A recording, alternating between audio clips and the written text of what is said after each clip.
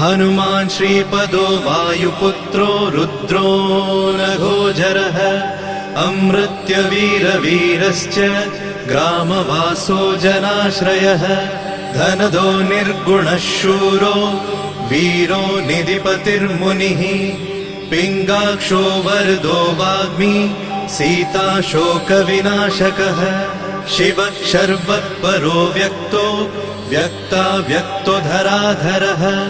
पिङ्गकेशः पिङ्गरोमा श्रुतिगम्यः सनातनः अनादिर्भगवान् देवो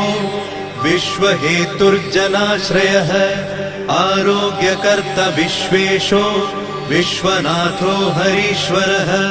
भर्गो रामो रामभक्तः कल्याणप्रकृतिस्थिरः